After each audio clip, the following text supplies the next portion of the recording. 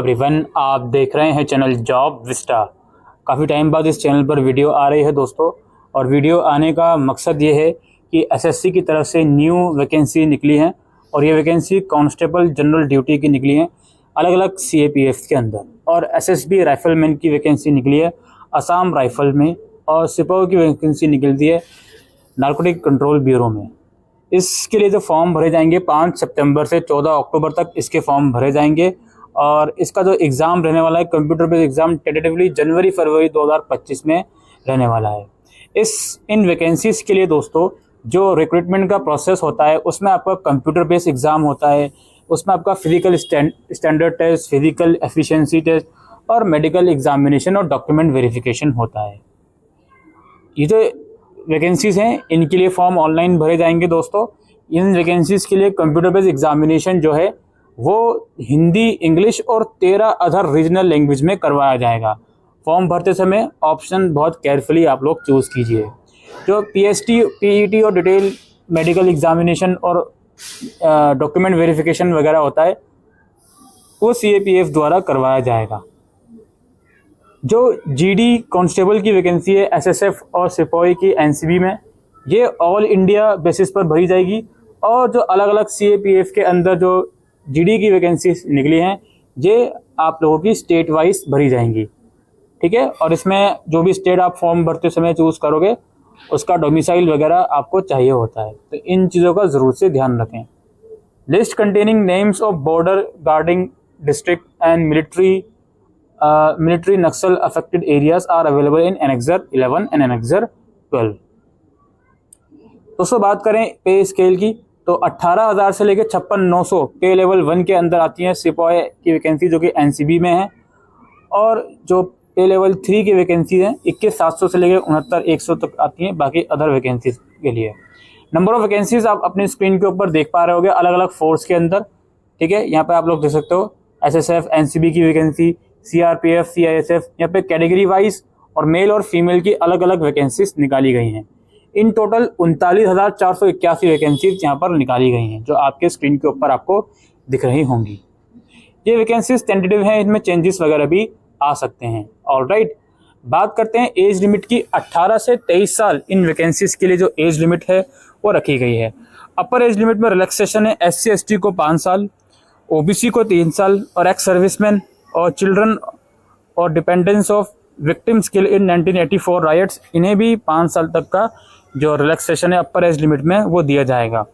जो आपकी 10th की मार्कशीट है उसमें जो डेट ऑफ बर्थ है उसी को कंसिडर करा जाएगा। बाकी रिलैक्सेशन लेने के लिए जो भी कैटेगरी में आप फॉलो करते हो उसका डॉक्यूमेंट आपको प्रोवाइड करना पड़ेगा। ऑलराइट, नाउ बात करते हैं इसके एलिजिबिलिटी क्राइटेरिया यानी कि एसेंशियल एजुकेशन क्वालिफिकेशन, और इसका क्या सिलेक्शन प्रोसेस रहता है, उन सब चीज़ों की हम इस वीडियो में अब बात करेंगे।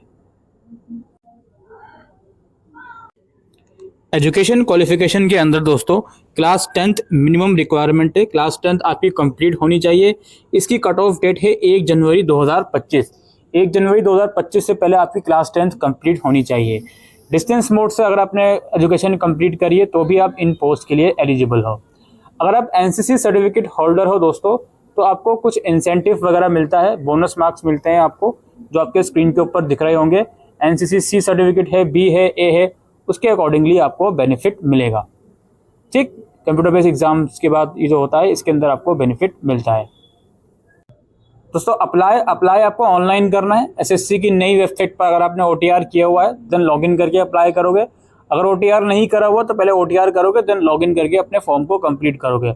100 रुपीज़ की फ़ीस है, और फीमेल और रिजर्व कैंडिडेट के लिए कोई भी फीस इसमें नहीं लगती है। इसके अलावा हम बात करते हैं इसके स्कीम ऑफ एग्जामिनेशन की। सबसे पहले स्कीम ऑफ एग्जामिनेशन में हमारा आता है कंप्यूटर बेस्ड एग्जाम, जो ऑब्जेक्टिव टाइप होगा जिसमें 80 क्वेश्चंस होंगे। एक क्वेश्चन 2 नंबर का होगा। 4 सेक्शन इसमें रखे गए हैं: general intelligence and reasoning, general knowledge and general awareness, elementary mathematics और इंग्लिश हिंदी। 20-20 क्वेश्चन 40-40 मार्क्स के 60 मिनट का आपका ये पेपर होगा। ये paper as usual MCQ based रहेगा। इंग्लिश, हिंदी और 13 अलग अलग लैंग्वेजेस में पेपर करवाया जाएगा। इसमें 0.25 की नेगेटिव मार्किंग भी रहेगी, ठीक है। और जो भी वेबसाइट है उसको चेक करते रहिए। हालांकि जनवरी फरवरी में एग्ज़ाम होगा, बाकी कंफर्म डेट के लिए आप लोग वेबसाइट वगैरह चेक करते रहिए। और इसका जो डिफ़िकल्टी लेवल होगा वो क्लास 10th के बेसिस पर ही होगा, क्योंकि मिनिमम रिक्वायरमेंट इसमें क्लास 10th है। डिटेल सिलेबस आप अपनी स्क्रीन के ऊपर देख सकते हो, जनरल इंटेलिजेंस और रीजनिंग का, general knowledge and general awareness का, और बाकी के जो 2 सेक्शन हैं उसका। इसके बाद आपकी बारी आती है फिजिकल स्टैंडर्ड टेस्ट की और फिजिकल एफिशिएंसी टेस्ट की। कंप्यूटर बेस्ड एग्जाम कंडक्ट हो जाने के बाद एक कट ऑफ डिसाइड करी जाएगी। उस कट ऑफ के बेसिस पर कैंडिडेट को पीएसटी और पीईटी के लिए कंसिडर करा जाएगा। ठीक, जो भी सीएपीएफ अलग अलग सेंटर बनाएगा वहीं पर ये जो पीएसटी और पीईटी है ये करवाया जाएगा।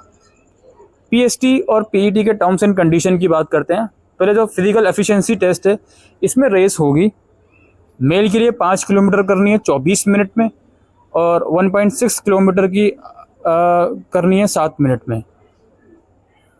ठीक है, ये लद्दाख रीजन वालों के लिए है, नीचे वाला ऊपर वाला अदर कैंडिडेट के लिए है।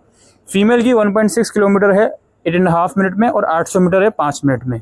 अगेन ये लद्दाख रीजन वालों के लिए है, और ये जो लद्दाख के अलावा दूसरे रीजन से बिलोंग करते हैं उनके लिए है।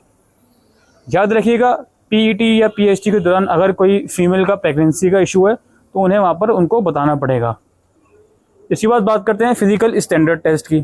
इसमें हाइट है मेल की 170 सेंटीमीटर, फीमेल की 157 सेंटीमीटर। और कुछ यहाँ पे आप लोग देख सकते हो, कुछ स्पेसिफिक कैटेगरीज के कैंडिडेट हैं उन्हें हाइट के अंदर रिलैक्सेशन मिलेगा। लाइक SC ST को मेल के लिए 162.5 है और फीमेल का 150 है। और schedule tribe candidate of north eastern state इसमें 157 है और 147.5 है।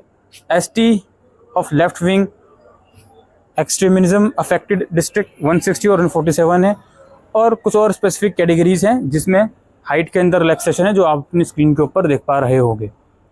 हाइट के अलावा चेस्ट की बात करें, male candidate should have the following standard. Unexpand करके 80 सेंटीमीटर और मिनिमम एक्सपेंशन 5 सेंटीमीटर का अलाउड है। और इसके अंदर भी, चेस्ट के अंदर भी कुछ स्पेसिफिक रिलैक्सेशन दिया जाएगा अलग अलग रीजन वाइज कैंडिडेट को। फीमेल के लिए कोई भी इसमें चेस्ट का रिक्वायरमेंट नहीं होता।